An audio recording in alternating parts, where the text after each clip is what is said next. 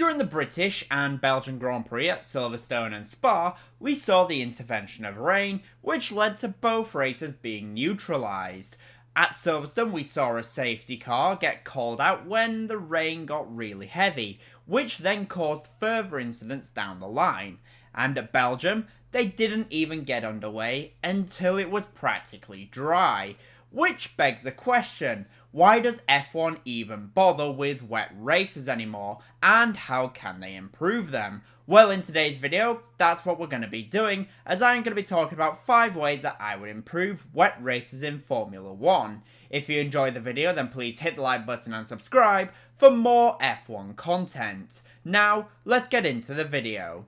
Number 1, smaller tyres and less ground effect. Let's start with the obvious, which is also what they are doing for 2026, and that is smaller tyres and less ground effect from the floor. At the Belgian Grand Prix, the biggest reason why they didn't bother getting the race underway was because of the spray being generated at that particular circuit. Spa is a notoriously dangerous track with a history of big crashes, especially at Eau Rouge. And at the Belgian Grand Prix, they were not willing to take any risks due to the spray.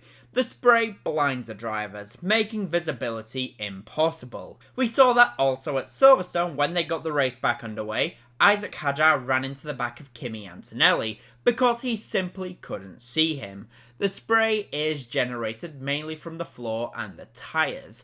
The ground effect era of Formula 1 has amplified the amount of spray being kicked up at the back of the car due to the massive diffusers and the floors working the airflow to increase the amount of downforce that they produce. In high-speed corners in the dry, this is beautiful and exactly what the drivers want.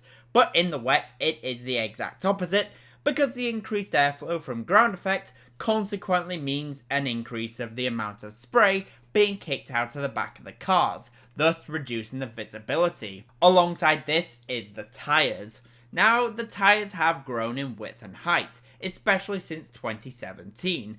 Because of these larger tyres, we have once again seen an increase in the amount of spray that they produce. That should be pretty obvious. Wider tyres means there is a larger contact patch on the ground, which means that we see more water being lifted when the speed increases, thus increasing the amount of spray. Both of these are being addressed for next year, and I think it is a step in the right direction. Think back to the 2016 Brazilian Grand Prix, F1 race using the full wet tyres in torrential rain, and the cars had a lot less downforce than today's cars.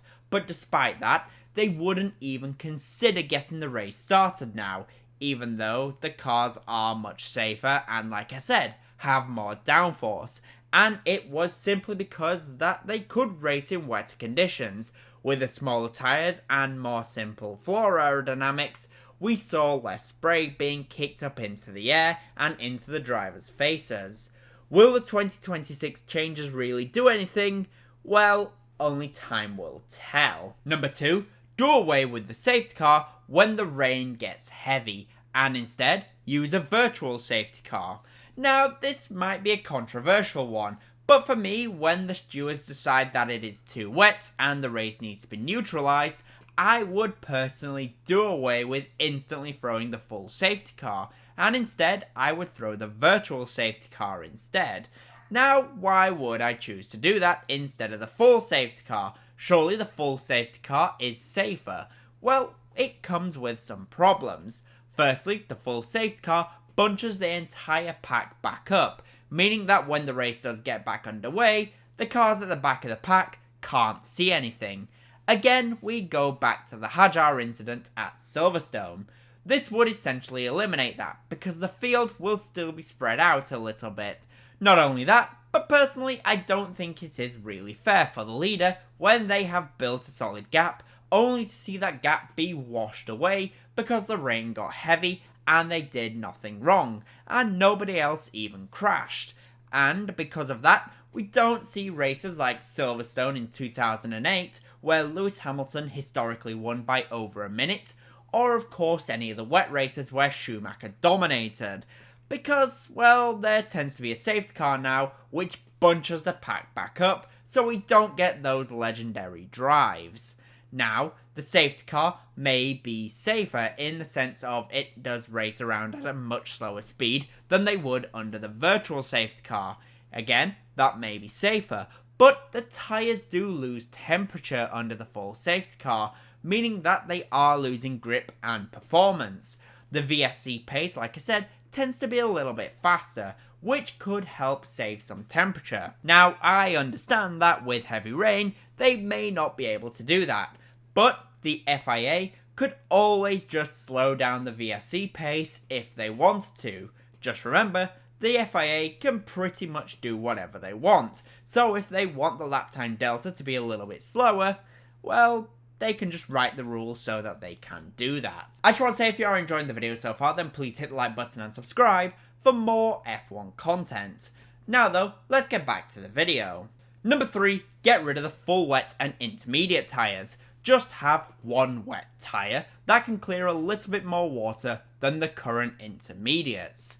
Again, another controversial choice, but yes, I would do away with the current wet and intermediate setup. It just doesn't work. The full wet tyres never get used, even when they are the faster and more suitable tyre. In Brazil during the 2024 Grand Prix, Yuki Tsunoda stopped for full wets, and he went about 9 seconds faster than the drivers who stopped for intermediates.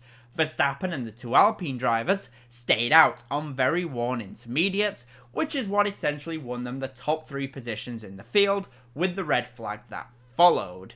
That means the full wets are just not used. Essentially, they are useless. The current intermediate tyres are an incredible tyre. We have seen them keep the drivers on track in the wettest of conditions. Again, think of Silverstone this year. So I would personally find a way to just slightly increase the depth of the current intermediate tread and just have that be a wet tyre. Now, there are other issues with doing this. The tread blocks, for example, would probably get hotter quicker, potentially leading to more tyres overheating, but that is where the best drivers will just drive around the problem.